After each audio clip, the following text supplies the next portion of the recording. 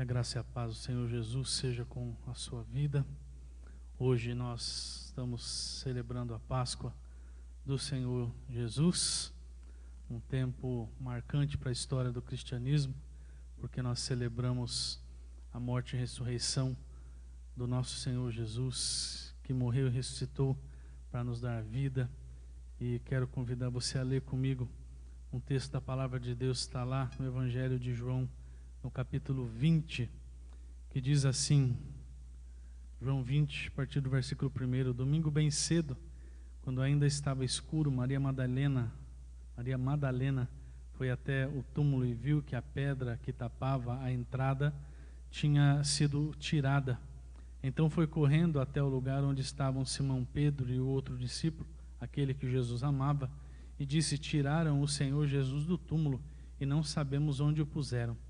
Então Pedro e o outro discípulo foram até o túmulo. Os dois saíram correndo juntos, mas o outro correu mais depressa do que Pedro e chegou primeiro.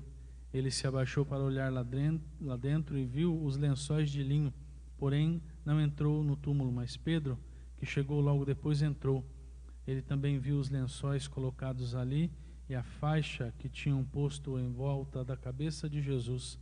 A faixa não estava junto com os lençóis, mas estava enrolada ali ao lado. Aí o outro discípulo, que havia chegado primeiro, também entrou no túmulo.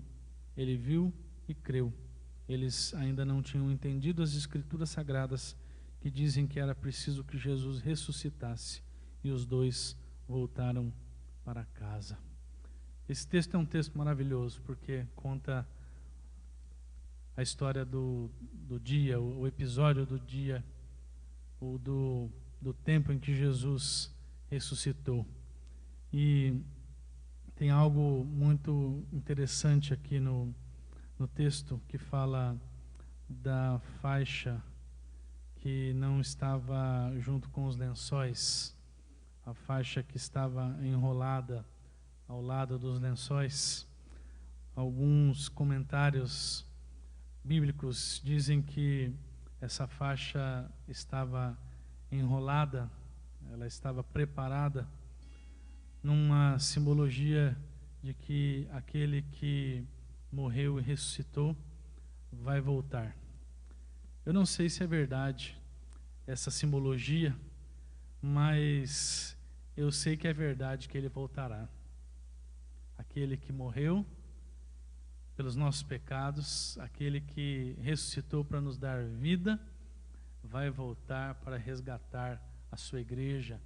Essa é a nossa esperança e é por isso que nós celebramos a morte e ressurreição de Cristo e esperamos a sua volta, para que a salvação seja completa e todos nós possamos viver a eternidade ao lado de Cristo. Eu quero orar com você, para que nós possamos invocar o agir e a bênção de Deus sobre nós neste tempo de culto. Vamos orar então? Pai bendito, nós louvamos o Teu nome, bendizemos o Teu nome, porque desde a fundação dos tempos, o Senhor propôs no Teu coração a salvação de todo aquele que crer. Obrigado, ó Pai, porque o Senhor amou o mundo a ponto de dar o Teu Filho para se sacrificar no nosso lugar, para entregar a vida no nosso lugar. Que presente precioso, que presente que não pode ser pago, tão grandioso que o Senhor nos deu, o presente da salvação.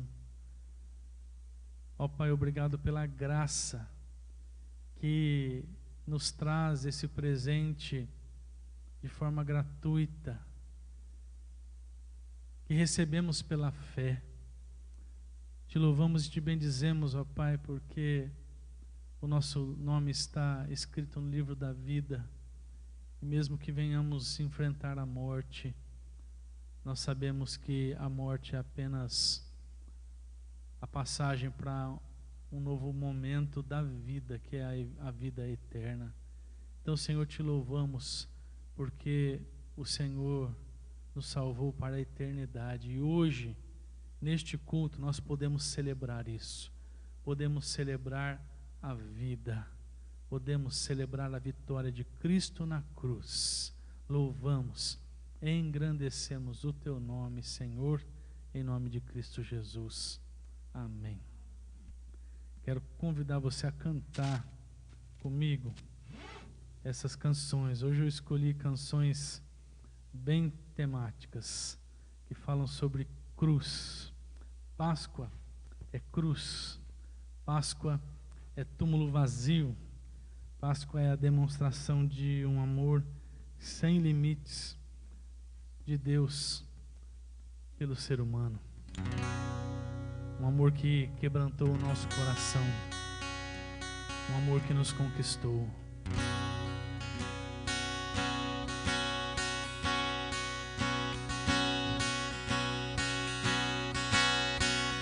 Olho para a cruz,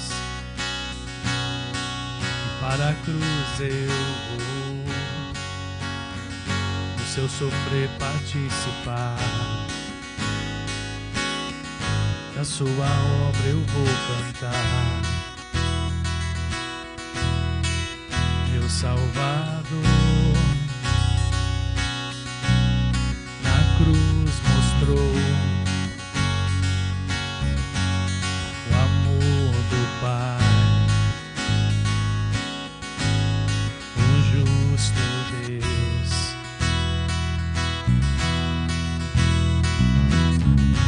Pela cruz me chamou, gentilmente me atraiu e eu, sem palavras, me aproximo, quebrantado o seu amor.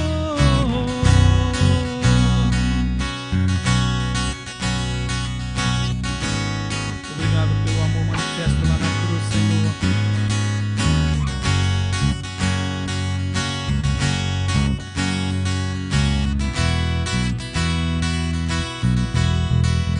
Merecida vida, de graça recebi.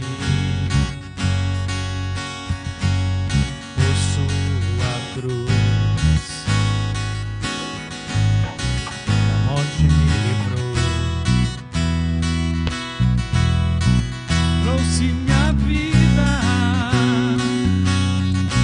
Eu estava condenado, mas agora pela cruz eu fui reconciliado.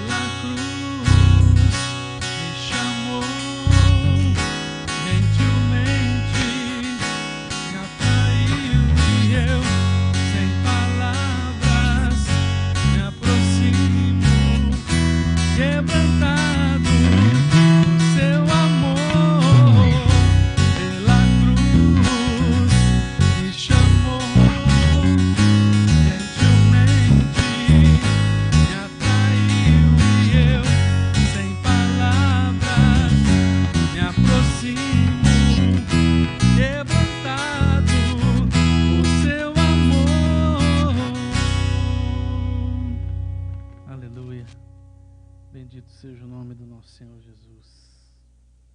Existe um texto, a palavra de Deus lá em Filipenses capítulo 2, do versículo 5 até o versículo 11.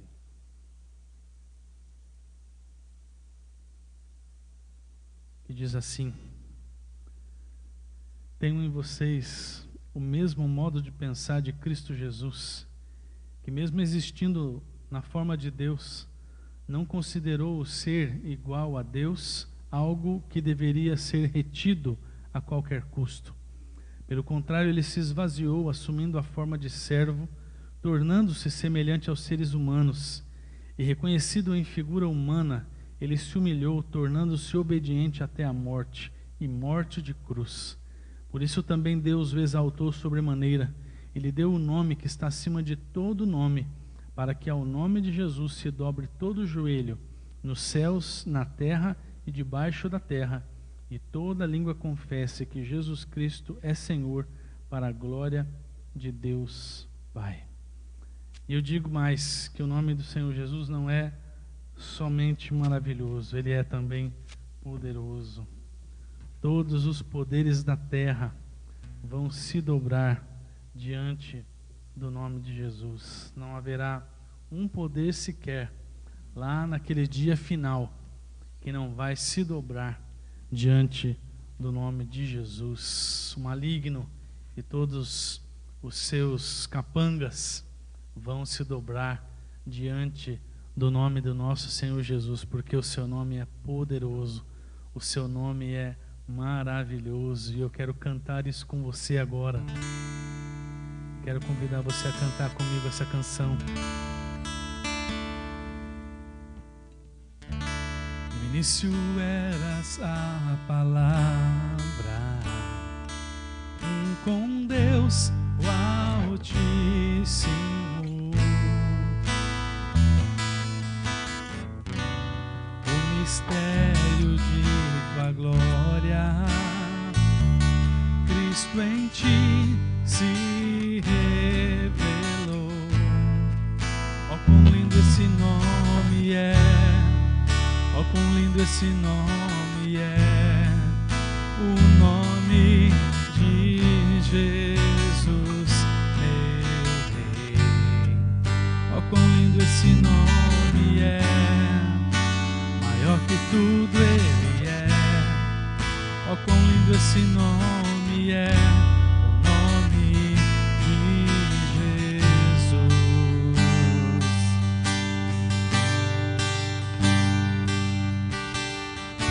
Deixou o céu para buscar-nos, veio pra nos resgatar. Amor maior que o meu pecado,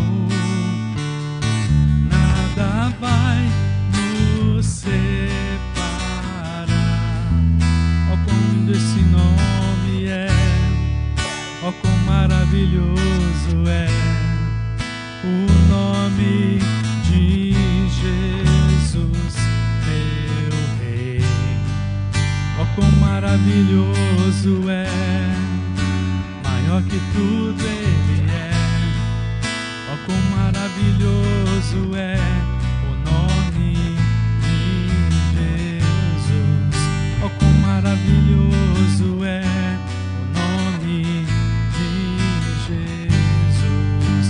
A morte venceste, o véu tu rompeste, a tumba vazia agora está. O céu te adora, proclama tua glória, pois ressuscitaste, vivo estás. És invencível,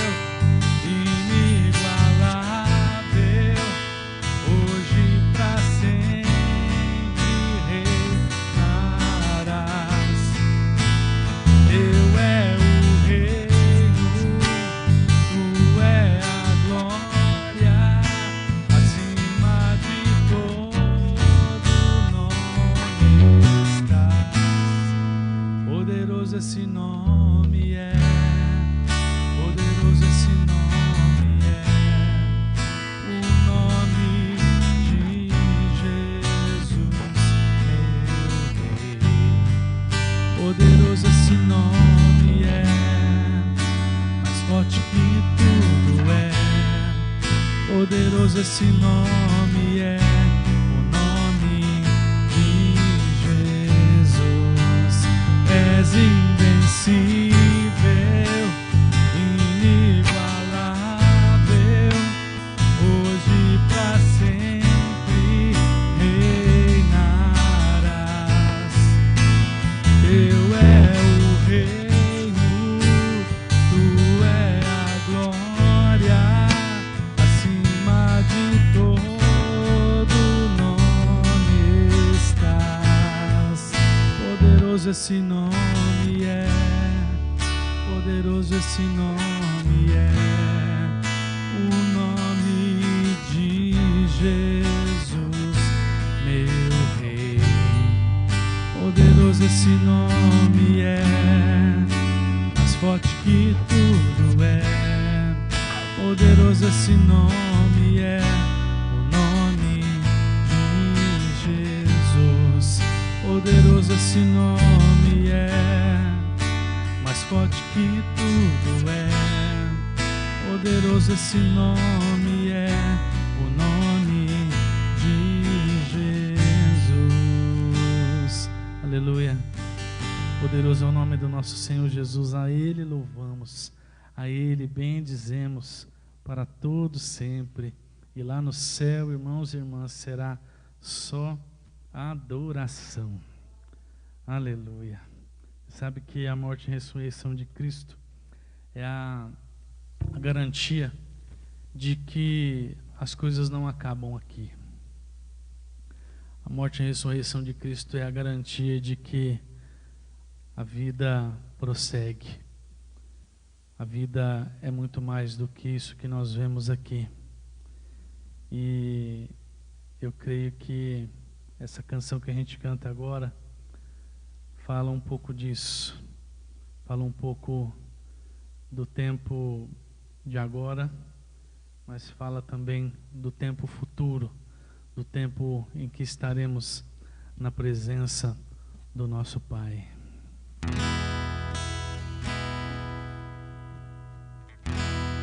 Ó Deus, me sondas,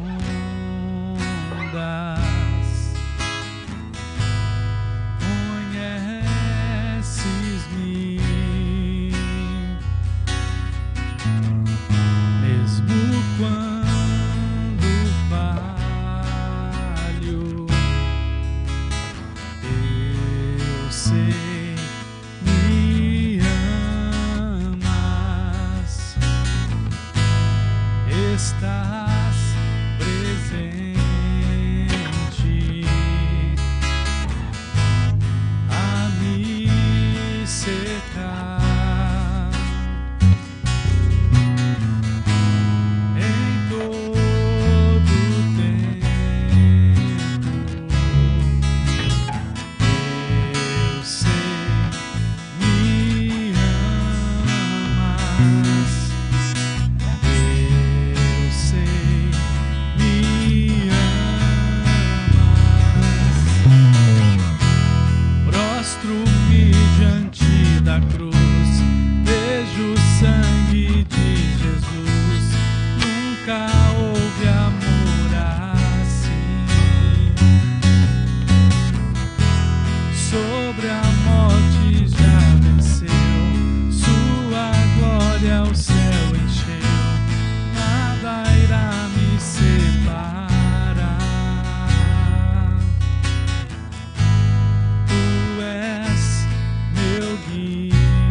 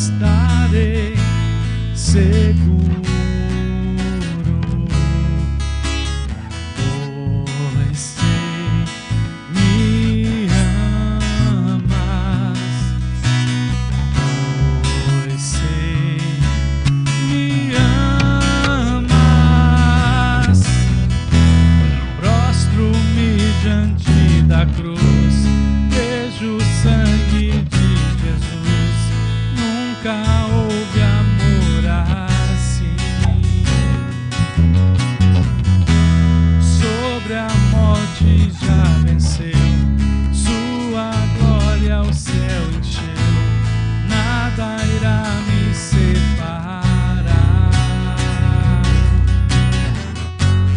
Prostro-me diante da cruz, vejo o sangue de Jesus, nunca houve amor assim. Sobre a morte já venceu, sua glória o céu encheu, nada irá me separar.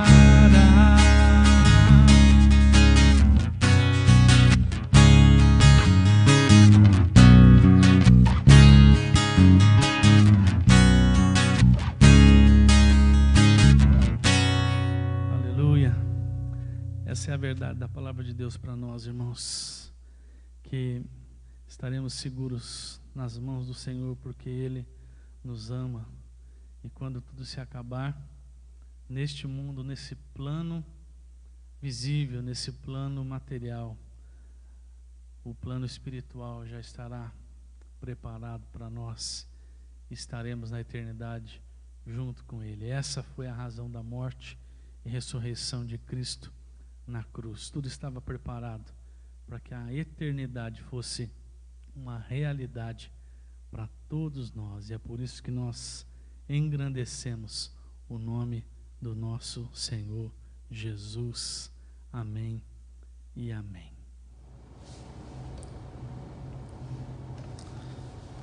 Quero compartilhar com você, meu irmão, minha irmã, o texto da palavra de Deus que está lá no Evangelho de João, capítulo 13, do verso 1 até o 20.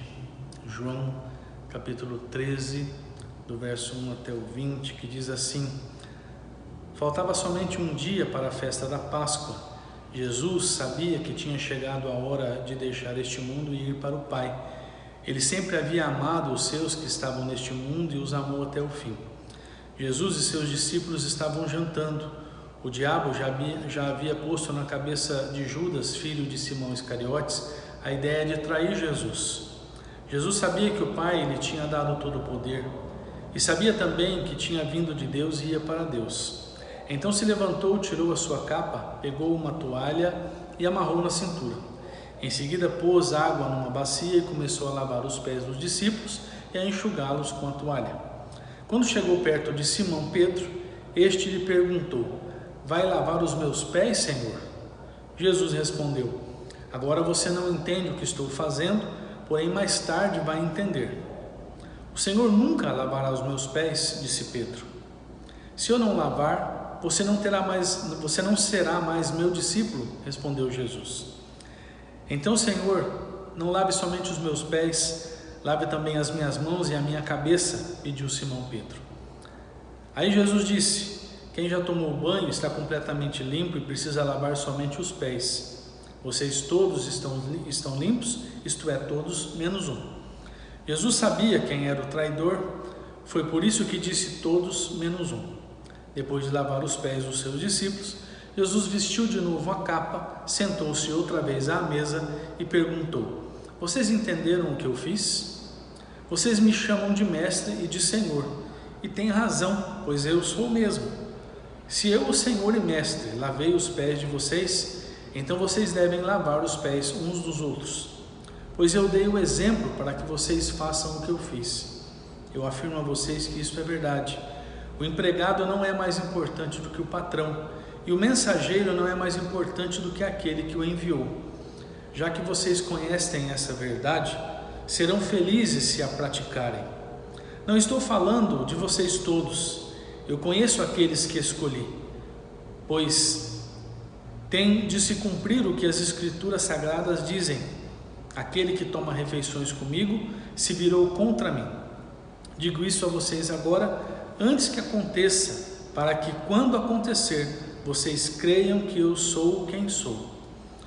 Eu afirmo a vocês que isso é verdade. Quem receber aquele que eu enviar, estará também me recebendo, e quem me recebe, recebe aquele que me enviou. Irmãos e irmãs, os versículos que nós lemos aqui narram os últimos momentos de Jesus com os seus discípulos antes de ser preso e crucificado. Nós podemos dizer que a expectativa da cruz já estava sobre Cristo, a expectativa da cruz já alcançava Cristo e os apóstolos. Dali a algumas horas, Jesus já não estaria mais debaixo da expectativa da cruz, mas sim pendurado efetivamente nela através dos pregos.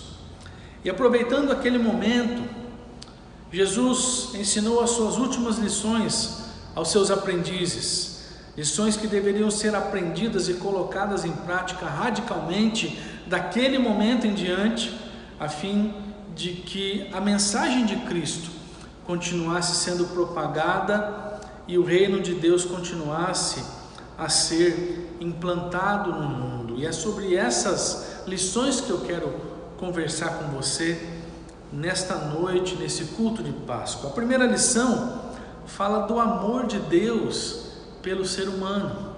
Lá no versículo 1 diz assim: faltava somente um dia para a festa da Páscoa. Jesus sabia que tinha chegado a hora de deixar este mundo e ir para o Pai. Ele sempre havia amado os seus, que estavam neste mundo, e os amou até o fim. Jesus sabia que Judas estava prestes a lhe trair. Jesus sabia que todos os seus discípulos o abandonariam quando ele fosse preso. Jesus sabia que Pedro o negaria. Jesus sabia que a mesma multidão que foi abençoada por ele, que provou os seus milagres, gritaria depois pedindo a sua morte. Mas mesmo diante desta verdade, ele amou os seus discípulos, ele amou a humanidade, se entregando para cumprir a justiça de Deus. E Jesus sabia também, meu irmão e minha irmã, que eu e você não seríamos os melhores cristãos desse mundo. Ele sabia que nós continuaríamos a cair em pecado, mesmo depois de convertidos. Ele sabia que nós não conseguiríamos seguir todos os seus ensinamentos, principalmente não conseguiríamos amar ao próximo como ele nos amou. E mesmo assim, ele morreu em nosso lugar para nos garantir a salvação eterna. Jesus sabia, irmãos, que nós jamais conseguiríamos fazer por merecer a salvação, e é por isso que ele morreu gratuitamente e nos oferece a salvação gratuitamente. E essa oferta está disponível para todos os pecadores indistintamente. Não existem requisitos para se alistar à salvação. O ser humano apenas precisa se enxergar como pecador, crer que Cristo salva e assumir Cristo como Senhor da sua vida. É por isso que eu digo para você: se você ainda não assumiu um compromisso sério e definitivo com Cristo, reconheça a si mesmo hoje como alvo desse amor permanente e incondicional de Cristo, que o levou lá para a cruz do Calvário. E a partir desse momento, o Espírito Santo vai começar a trabalhar na sua vida, de tal maneira que você vai passar a se transformar na pessoa que Cristo deseja que você seja. Quando eu entrego a minha vida a Jesus, o Espírito Santo começa a trabalhar no meu coração e a me transformar a cada dia numa nova pessoa. E sabe, meu irmão, minha irmã, esse estilo de vida transformado pelo Espírito Santo não tem como característica a falsa devoção. E aqui está a segunda lição de Cristo durante a última ceia. E essa lição não foi aprendida por Judas. Se você olhar lá no versículo 2, você vai ver as seguintes palavras: Jesus e os seus discípulos estavam jantando. O diabo já havia posto na cabeça de Judas, filho de Simão Iscariotes, a ideia de trair Jesus. Veja, meu irmão, Judas foi escolhido pelo mesmo processo que os outros discípulos foram: a oração. Judas andou com Jesus durante os 3 anos de ministério. Ele viu cada um dos milagres, ele foi alvo do amor de Cristo, mas isso não alcançou o seu coração. O coração de Judas permaneceu fechado o tempo todo. Ele viveu como discípulo, ele fez as mesmas coisas que os outros discípulos fizeram, ele evangelizou e tudo mais, porém não havia nele verdade. A falsa devoção era a característica marcante da vida dele. A lição de Judas, meu irmão e minha irmã, nos chama a sondarmos o nosso coração, a fim de percebermos a nossa real situação na presença de Deus, a fim de percebermos a nossa real situação no meio da igreja. O chamado à salvação também é o chamado para que vivamos uma vida íntegra e não uma vida de aparências. Jesus não morreu na cruz para que fôssemos meio cristãos. Jesus não morreu na cruz para que fôssemos cristãos mais ou menos, para que fôssemos cristãos de conveniência. Essa parte da Bíblia serve para mim, essa parte aqui eu não vou nem olhar. Ele morreu e ressuscitou para que fôssemos transformados em genuínos filhos de Deus, em verdadeiros servos de Cristo, que assumem a vida cristã na sua totalidade. Judas foi reprovado porque ele não passou no teste da originalidade, da genuinidade. Nem meio discípulo ele era, porque ele era, na verdade, um lobo vestido de cordeiro. Isso que era Judas.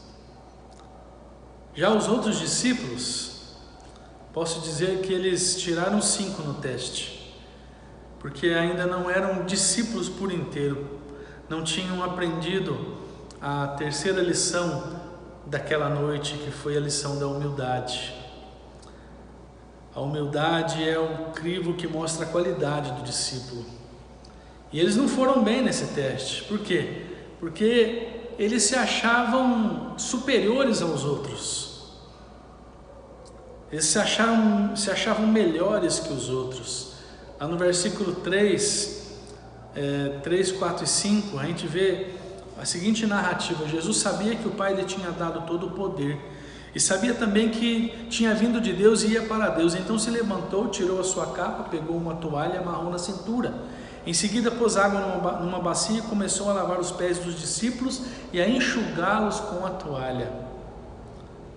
O contexto de tudo isso aqui é o seguinte: eles tinham acabado de chegar de Betânia, os seus pés estavam sujos de poeira, e conforme a tradição judaica, ninguém podia se sentar à mesa para se alimentar sem que tivesse lavado os pés.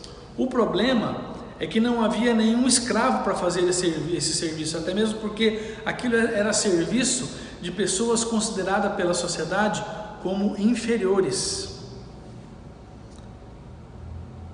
Talvez nem tenha passado pela cabeça dos discípulos se candidatar para o serviço, se candidatar para aquele serviço sujo e humilhante. O senso de superioridade deles era tanto que nem ao menos cogitaram essa hipótese. E diante disso, com água e toalha nas mãos, Jesus mostrou que a superioridade estava na humildade, que a nobreza está no ato de servir o próximo. Ser cristão, meu irmão e minha irmã, é servir. A essência do cristianismo é o amor, e amar é servir. Eu temo um pouco pela igreja do nosso século, porque existem muitas pessoas hoje em dia querendo ser servidas, mas poucas querendo servir. Muitas pessoas querendo ser amadas, mas poucas querendo amar. Muitas pessoas querendo ser abençoadas, mas poucas se apresentando para ser um canal de bênção. Por isso eu digo para você, meu irmão, e para você, minha irmã, que nesta Páscoa nós aprendamos a lição da humildade, a fim de sermos aprovados como verdadeiros discípulos de Cristo e, consequentemente, sejamos agentes que promovem o reino de Deus aqui na terra. A quarta lição de Jesus na última ceia fala da necessidade de santificação diária. Os versos 6 em diante contam o seguinte: quando chegou perto de Simão Pedro, Jesus estava lavando os pés dos discípulos, né? Quando chegou perto de Simão Pedro, este lhe perguntou: vai lavar os meus pés, Senhor? Jesus respondeu: agora você não entende o que eu estou fazendo, porém mais tarde você vai entender. O Senhor nunca lavará os meus pés, disse Pedro. Se eu não lavar, você não será mais meu discípulo, respondeu Jesus. Então, Senhor, não lave somente os meus pés, lave as minhas mãos e a minha cabeça, pediu Simão Pedro. Aí Jesus disse: quem já tomou banho está completamente limpo e precisa lavar somente os pés. Vocês todos estão limpos, isto é, todos menos um. Pedro, como um ser humano muito carnal, não entendeu nada do que Jesus estava ensinando. Primeiro, ele se negou a ter os seus pés lavados por Jesus. Ele não compreendeu a razão de Jesus ter se submetido a tanta humilhação. Depois ele queria tomar um banho completo. Ele não entendeu que Jesus estava usando uma figura de linguagem para mostrar que uma vez lavado, uma vez salvo, o crente apenas precisa se manter limpo diariamente, porque a salvação ele já tem, ele precisa apenas lutar para se manter santificado. E veja, meu irmão, minha irmã, a santificação não me conduz à salvação, é o contrário. A salvação me conduz à santificação.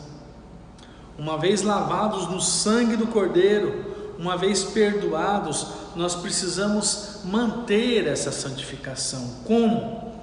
Buscando perdão, buscando a libertação dos pecados que nós cometemos, mesmo depois de convertidos.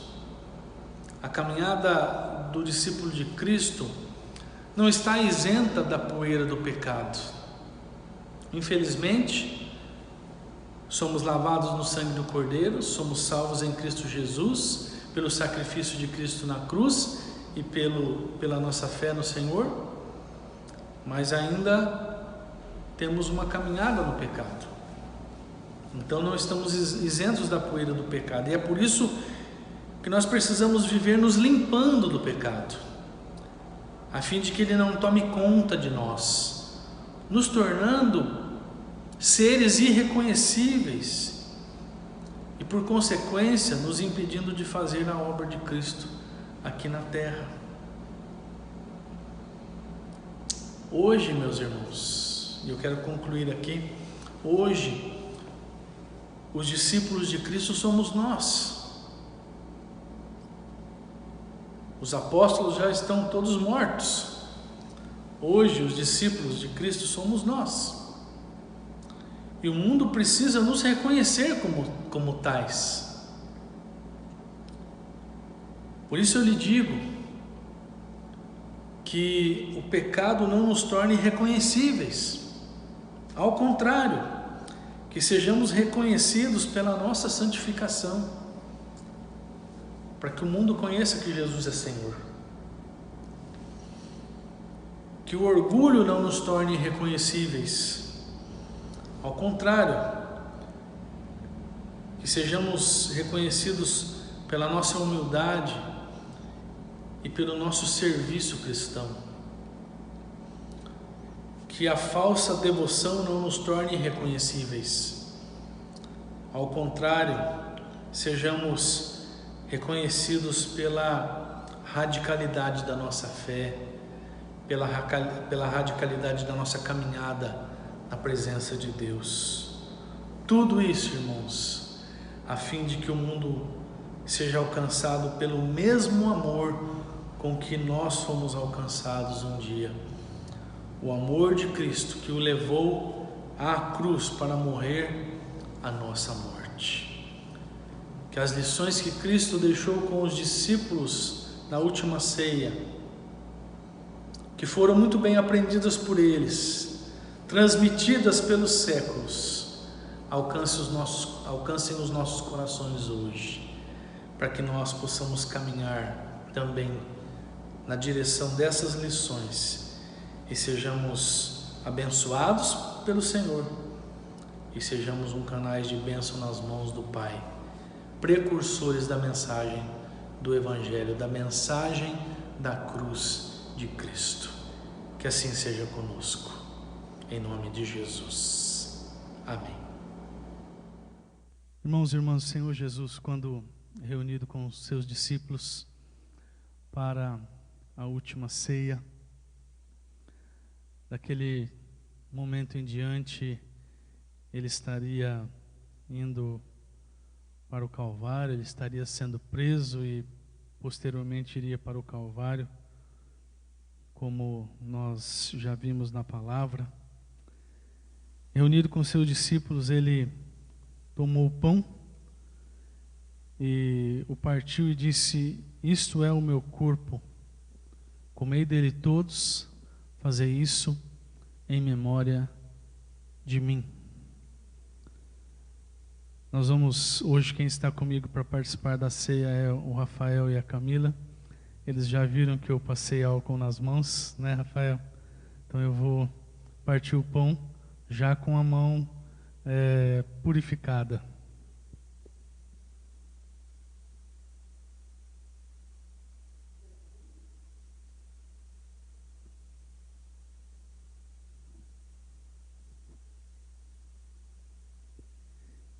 E de modo semelhante, o Senhor Jesus tomou o cálice com o vinho e disse: isto é o meu sangue, o sangue da nova aliança, bebei dele todos, fazei isso em memória de mim.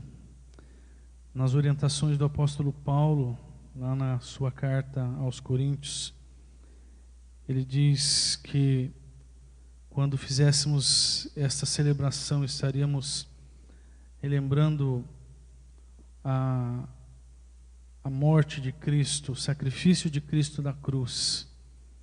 Deveríamos fazer isso em memória do Senhor Jesus e deveríamos fazer isso também na expectativa da volta de Cristo.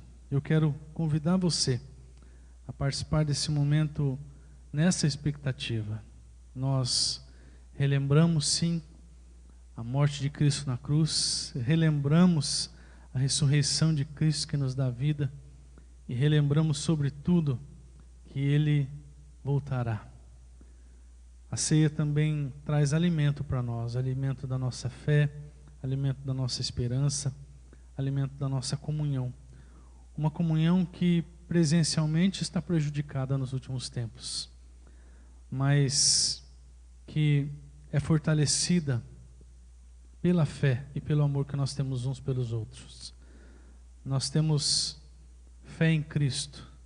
Nós estamos unidos não uns nos outros. Nós estamos unidos em Cristo. Nós estamos, o nosso elo de união é Cristo. Então, a pandemia pode até tirar esse tempo precioso de comunhão presencial, de comunhão física, daquele abraço que nós gostamos tanto de dar uns nos outros, mas o elo de unidade da igreja, o elo que nos faz permanecer juntos como igreja, permanece firme, ele subsiste, porque é Cristo o dono da igreja.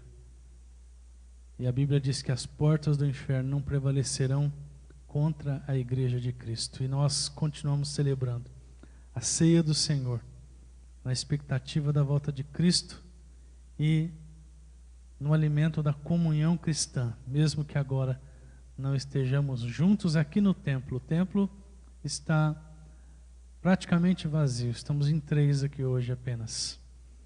Mas na fé que Cristo nos dá, e no amor de Cristo, estamos juntos no Senhor. Isso é igreja. Então eu quero convidar você aí que está na sua casa a tomar o seu pão, tomar o seu cálice e oferecer para as pessoas que estão com você. E quero convidar o Rafael e a Camila para estar comigo aqui para a gente participar também. Você que já está preparado pode participar aí na sua casa e nós vamos participar aqui também. Então receba o corpo e o sangue de Cristo, que Ele alimente a sua alma. Nós vamos orar, venham aqui pertinho de mim para a gente orar juntos. Vamos orar juntos aqui. Isso, fica do lado de cá. Pai bendito, nós louvamos o Teu nome por esse tempo de comunhão, por esse tempo de alimento espiritual, Senhor. Obrigado pelos irmãos que estão em casa agora celebrando a ceia. E pedimos, ó Pai, consagra a nossa vida, o nosso coração, para que este não seja apenas um tempo litúrgico, ó Deus, mas seja, sobretudo, um manifestar do poder do Teu Espírito Santo, da unção do Teu Espírito sobre nós, que nos enche de fé, que nos enche de esperança, a esperança pela volta de Cristo, a esperança de nos vermos uns aos outros aqui no templo novamente, num tempo propício, Senhor.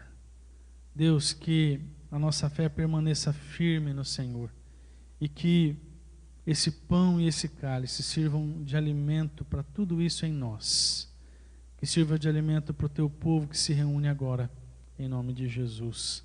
Amém.